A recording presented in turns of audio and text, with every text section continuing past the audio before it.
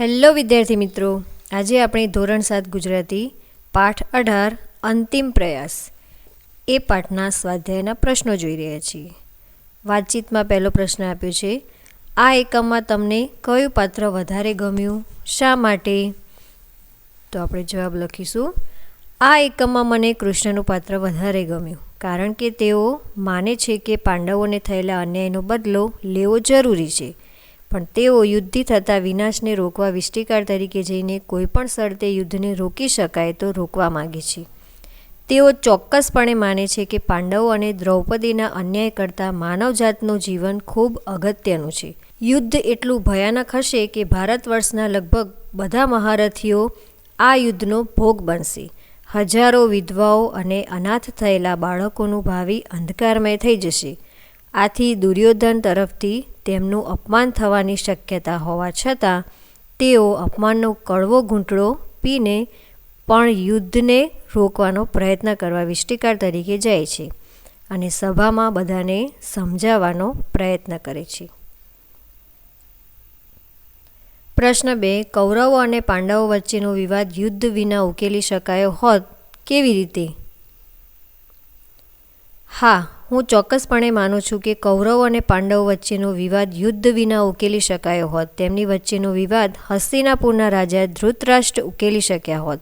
જો તેઓ તેમના પુત્રના મોહના કારણે દુર્યોધનની વાતમાં આવ્યા વિના પાંડવોને તેમનો હક આપવા તૈયાર થઈ ગયા હોત તો વિવાદનો ઉકેલ યુદ્ધ વિના જ આવી જાત.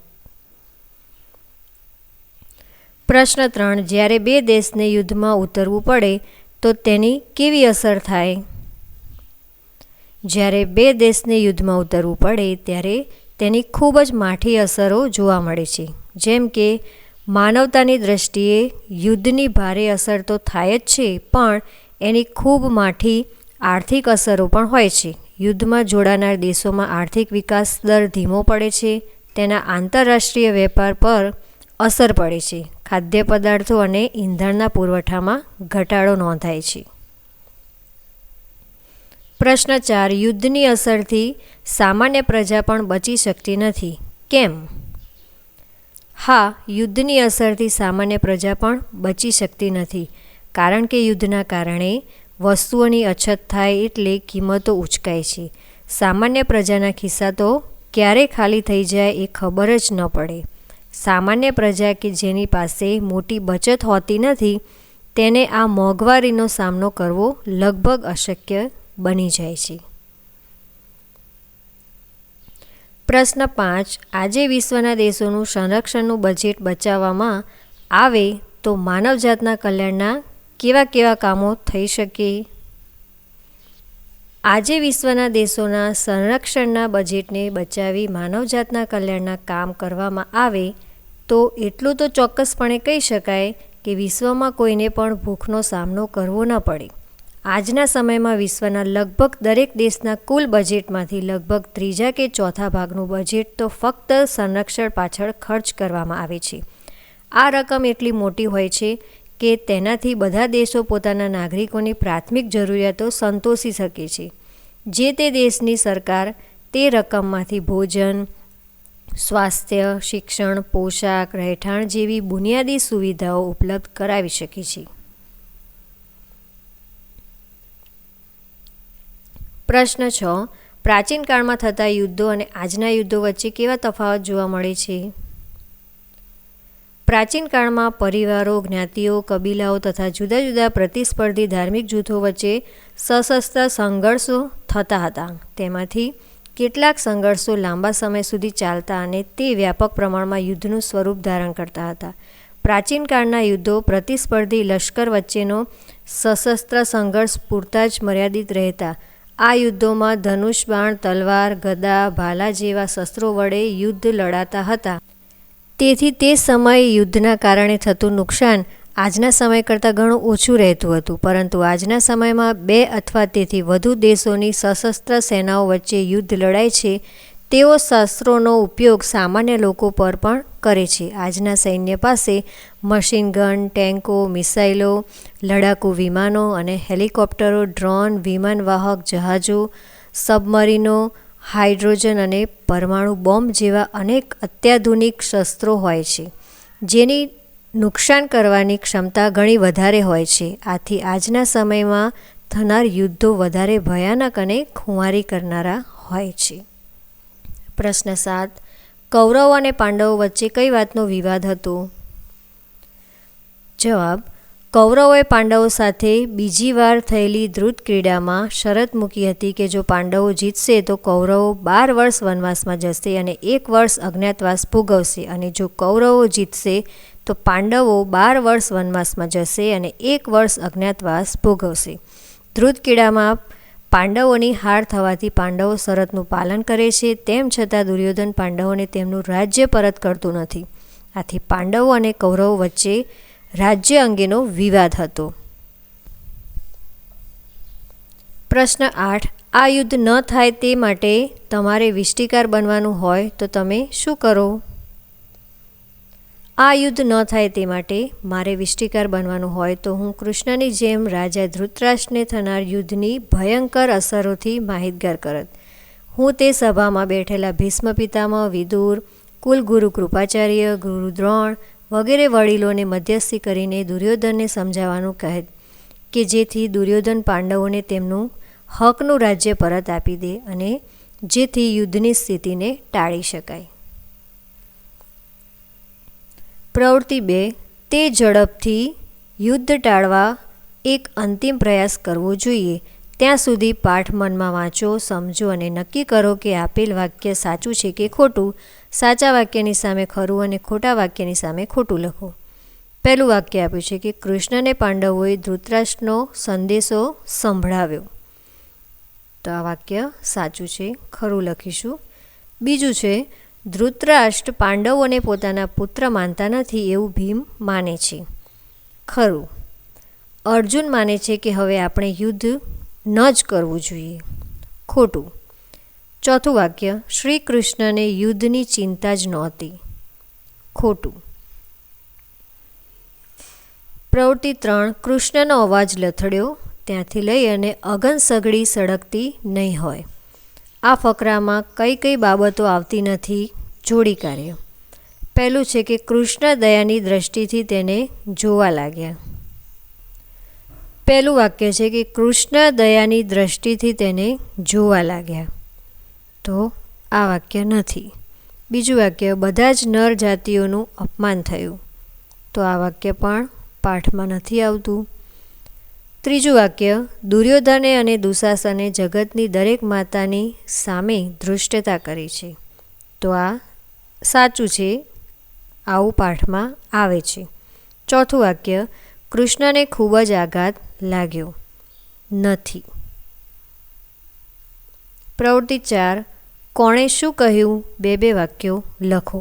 તો અહીંયા જે પણ પાત્રના નામ આપ્યા છે એ પાત્રએ બોલેલા વાક્યો લખવાના છે. પહેલું પાત્ર છે શ્રી કૃષ્ણ. તો વાક્ય લખીશું: પાંચાલી, એ સભામાં કેવળ તારું અપમાન નથી થયું, એ સમગ્ર નારી જાતિનું અપમાન હતું. બીજું વાક્ય અમારા હૈયામાં એ અગન સગડી સળગતી નહીં હોય. યુધિષ્ઠિર: માધવ, આપને વિષ્ટિકાર તરીકે મોકલવા એ ઉચિત નથી લાગતું. બીજું વાક્ય પણ આ કામ આપના સિવાય કોઈ કરી શકે તેમ નથી.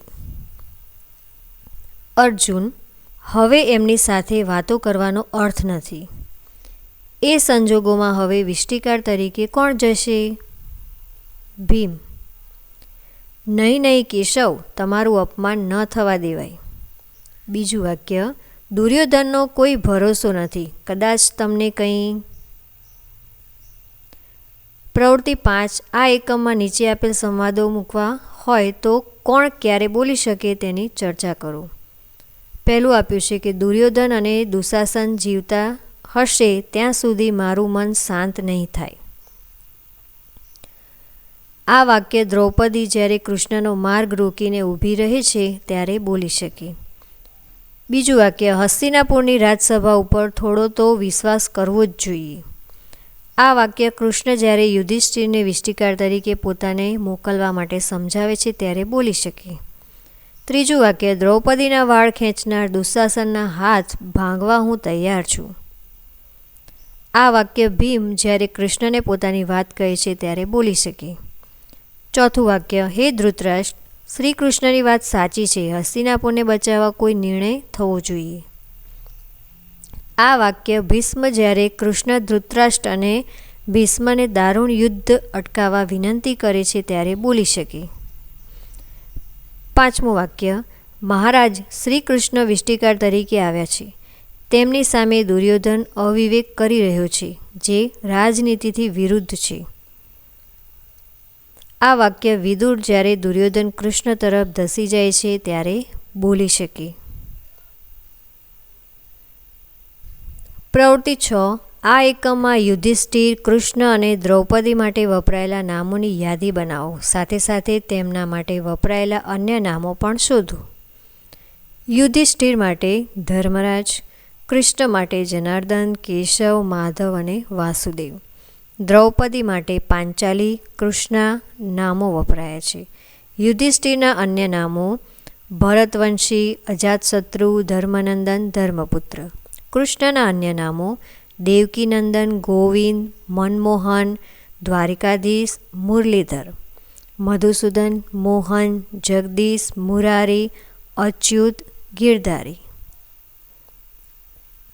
પ્રવૃત્તિ 7. અહીં મહાભારતના કેટલાક પાત્રો કોઈ પ્રશ્નો જવાબ આપે છે. તમારે એનો પ્રશ્ન લખવાનો છે. તો અહીંયા જવાબ આપ્યો છે. નકુલ કહે છે કે વનવાસ દરમિયાન વસ્ત્રો ક્યાંથી લાવવા? અમે વૃક્ષોની છાલથી બનેલા કપડાં પહેરતા. તો આ રીતે પ્રશ્ન બનાવીશું. વનવાસ દરમિયાન તમે કેવા વસ્ત્રો પહેરતા હતા? એવી જ રીતે બીજો પ્રશ્ન બનાવીશું. શું તમે વનવાસ દરમિયાન ક્યારેય ધનુર્વિદ્યાનો અભ્યાસ કરી શકતા હતા? તો અર્જુન જવાબ આપી શકે કે વનવાસ દરમિયાન હું રોજે રોજ ધનુર્વિદ્યાનો અભ્યાસ કરતો હતો. આગળનો પ્રશ્ન, તમને ગદાયુદ્ધમાં શત્રુને પરાસ્ત કરવાની વિદ્યા કોણે આપી હતી? તો દુર્યોધન જવાબ આપશે કે ગદાયુદ્ધ તો હું બળરામજી પાસેથી શીખ્યો હતો. તેમણે મને ગદાથી શત્રુને પરાસ્ત કરવાની વિદ્યા આપી હતી. તમને યુદ્ધમાં શેનો ભય લાગે છે? યુધિષ્ઠિર જવાબ આપશે કે મને દુર્યોધનના પક્ષેથી લડનાર મહારથીઓનો ભય નથી, પણ યુદ્ધમાં ક્યાંક અસત્યનો આશરો લેવો પડે તેનો ભય લાગે છે. આગળનો પ્રશ્ન, તમને યુદ્ધના પરિણામની ખબર હોવા છતાં તમને યુદ્ધ કેમ સ્વીકાર્ય નથી? કૃષ્ણ જવાબ આપી શકે કે યુદ્ધના પરિણામની તો મને ખબર જ છે, પણ જીતવાના છીએ એટલા માટે યુદ્ધ કરવું જોઈએ એ વાત મને સ્વીકાર્ય નથી. પ્રવૃત્તિ 8. નીચેનો ફકરો વાંચો અને તેમાં નીચે આપેલા શબ્દનો ઉપયોગ કરી ફકરો ફરીથી લખો. તો અહીંયા ફકરામાં જે શબ્દો આપ્યા છે એના સમાનાર્થી શબ્દો કૌંસમાંથી શોધી અને એ શબ્દોની જગ્યાએ તમારે સમાનાર્થી શબ્દ લખવાનો છે અને આવી રીતે ફકરો લખવાનો છે. સૌથી વધુ અચંબો કદાચ કૃષ્ણના નિવાસમાં હતો. પાંડવોના પક્ષે પણ લડાઈની તૈયારીઓ થઈ ચૂકી હતી. એક ભયંકર યુદ્ધના મંડાણ થઈ ચૂક્યા હતા, પણ કૃષ્ણની આંખમાં યુદ્ધ પછીનું ચિત્ર હતું અને એ એમને વિવળ કરવા પૂરતું હતું. બંને પક્ષે જે હથિયારોનો ઉપયોગ થશે તે સર્વનાશ તરફ લઈ જનારો હશે. બંને પક્ષના સૈનિકો તો જાણે મોતને મુઠ્ઠીમાં લઈને જ આવવાના હશે, પરંતુ તેમના બાળકો અનાથ થવાના અને વૃદ્ધોની સ્થિતિ ખૂબ ખરાબ થવાની. કોઈને રડનારું પણ બાકી રહેવાનું. યુદ્ધના સમાજ પર પડનારા પ્રભાવ અંગે પણ શ્રી કૃષ્ણ ચિંતિત હતા. ઉપરના શબ્દોનો ઉપયોગ કરવા માટે ફકરામાંથી કયા શબ્દો દૂર કરવા પડ્યા, વાક્ય રચનામાં કોઈ ફેરફાર કરવો પડ્યો વગેરે તમારે ધ્યાનથી વાંચવાનું અને સમજવાનું. પ્રવૃત્તિ 9. નીચેના વાક્યો વાંચો. તેમાં રેખાંકિત પદો શું સૂચવે છે તે વિચારો. તો અહીંયા કેટલાક વાક્યો આપ્યા છે અને એમાં કેટલાક પદો રેખાંકિત કરેલા છે. તો આ બધા જ વાક્યો તમારે ધ્યાનથી વાંચવાના અને એ પદ શું સૂચવે છે એ તમારે વિચારવાનું છે. જે પદ નીચે લીટી કરી છે તે વિશેષણ સૂચવે છે. તો તમારે આનો ધ્યાનથી અભ્યાસ કરવાનો. અહીં તમે જોયું હશે કે લીટી કરેલા પદો તેની પછીના પદની કોઈને કોઈ વિશેષતા દર્શાવે છે. જેમ કે 3જા નંબરના વાક્યમાં શાપિત વ્યક્તિ, અહીં વ્યક્તિ તો ખરો પણ કેવો? શાપિત. અહીં દુર્ભાગી વ્યક્તિ લખીએ ત્યારે અર્થ બદલાઈ જાય. વાક્ય ક્રમાંક 6 અને 8માં કરુણાભરી અને આંસુભરી આ બંને પદો આંખની વિશેષતા દર્શાવે છે. આ પદને વિશેષણ કહેવાય. હવે તમે જાતે વિશેષણની તમારી પોતાની વ્યાખ્યા બનાવી અહીં લખો. તો આપણે વિશેષણની વ્યાખ્યા આવી રીતે લખીશું. જે શબ્દ નામના અર્થમાં વધારો કરે તેને વિશેષણ કહે છે. પ્રવૃત્તિ 10. અહીં આપેલી ખાલી જગ્યામાં કોઈ વિશેષણ લખો અને વર્ગમાં તેની ચર્ચા કરો. તો અહીંયા ખાલી જગ્યા આપી છે અને લખ્યું છે કે માણસ પંચાયતનો રસ્તો પૂછતો હતો. તો કેવો માણસ? તો અજાણ્યો માણસ. એવી જ રીતે બીજું વાક્ય છે, શિયાળે મૂર્ખ કાગડા પાસેથી પૂરી પડાવી લીધી. કાગડો હતો પણ કેવો? મૂર્ખ. ત્રીજું વાક્ય, માલિની ધીમા અવાજે પોતાની વાત કરતી હતી. કેવા અવાજે? ધીમા અવાજે. ચોથું વાક્ય, અમારા વર્ગમાં વંદન હોશિયાર છોકરો છે. વંદન છોકરો છે પણ કેવો? હોશિયાર. એવી જ રીતે પાંચમું વાક્ય, એના કૂતરાએ જોર જોરથી ભસવા માંડ્યું. કૂતરાએ ભસવા માંડ્યું. કોના કૂતરાએ? તો એના કૂતરાએ. અહીં ખાલી જગ્યામાં તમારા વર્ગના વિદ્યાર્થીઓએ અલગ અલગ જવાબો લખ્યા હશે. તમે તમારો જવાબ કેમ પસંદ કર્યો તેની વિગત બધાને જણાવો.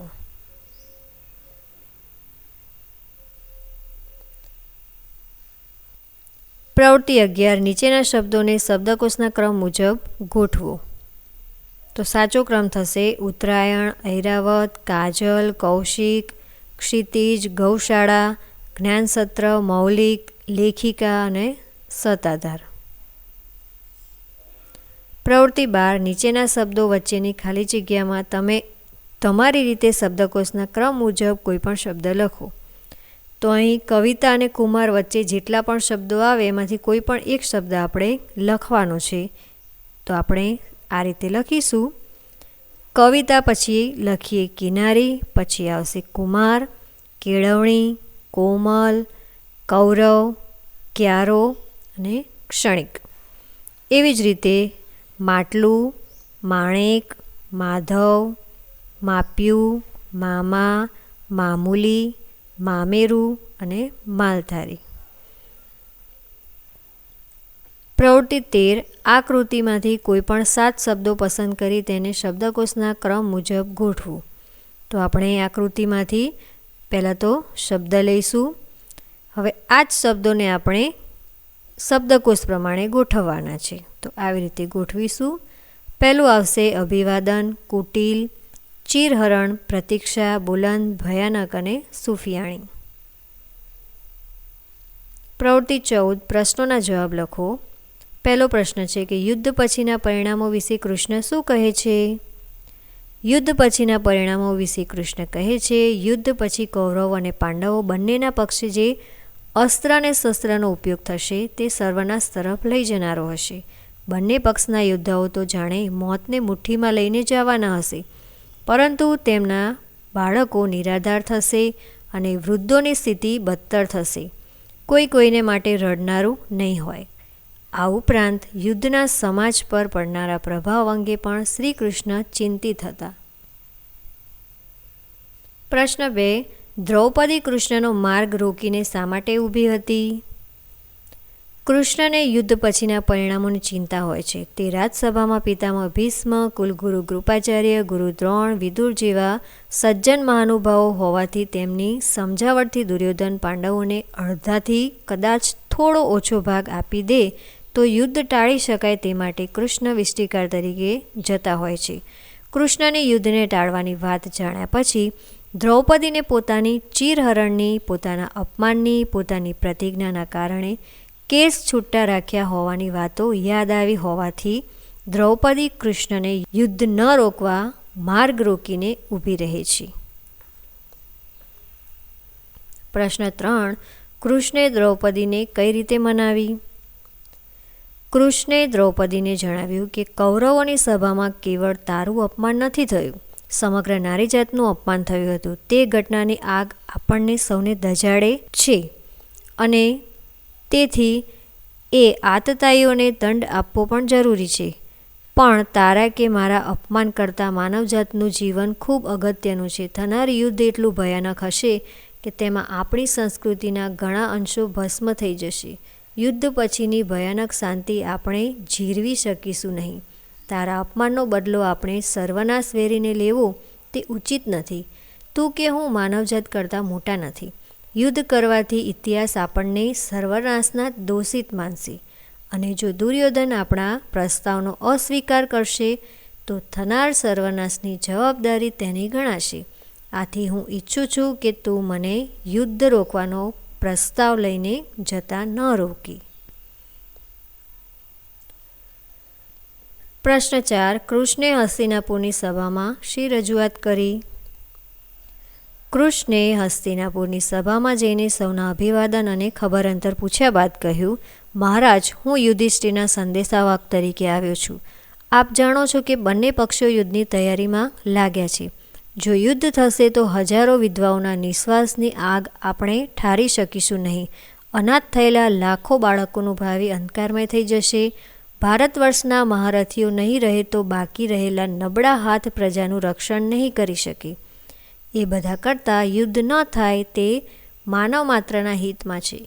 આપ પાંડવોને એમનું રાજ અને સન્માન આપી યુદ્ધ અટકાવવાનું શ્રેય લઈ શકો છો. મહારાજ, ભારત ભૂમિને રક્તરંજિત થતાં બચાવવા હજુ હું તમને વિનંતી કરું છું. હું પાંડવોને બાંધછોડ કરવા સમજાવી શકું છું. જો તેમને રાજ્યમાંથી છેવટે 5 નગર આપવાની તમે આજ્ઞા કરો. પ્રશ્ન 5. દુર્યોધનની સભામાં સમગ્ર નારીજાતનું અપમાન થયું હતું એમ કઈ રીતે કહી શકાય? ધૃતકેડામાં જ્યારે યુધિષ્ઠિર દ્રૌપદીને હારી ગયા ત્યારે દુર્યોધને તેના નાના ભાઈ દુશાસનને દ્રૌપદીની સભામાં લાવવા કહ્યું. દુશાસન તેને કેસથી પકડીને ઢસડીને સભામાં લાવે છે. દુર્યોધન તેને પોતાની જાંઘ પર બેસવાનું કહે છે અને દુશાસનને દ્રૌપદીનું ચીરહરણ કરવાનું કહે છે. આમ પુરુષોની એ સભામાં સ્ત્રીનું ચીરહરણ કરવું તથા તેને અપશબ્દો કહેવાય સમગ્ર નારી જાતિનું અપમાન કહી શકાય. પ્રવૃત્તિ 15. આ એકમને નાટક સ્વરૂપે રજૂ કરો. તો આ પ્રવૃત્તિ તમારે તમારા ક્લાસરૂમમાં જાતે જ કરવાની છે અને આ સમગ્ર પ્રસંગને નાટક સ્વરૂપે રજૂ કરવાનો છે. ભાષા સજ્જતા આપી છે શબ્દકોશ ક્રમ. તો અહીંયા શબ્દકોશમાં કયો ક્રમ આવે અને એની ગોઠવણી કેવી રીતે થાય એ માહિતી આપી છે, જે તમારે ધ્યાનથી વાંચી અને સમજવાની છે.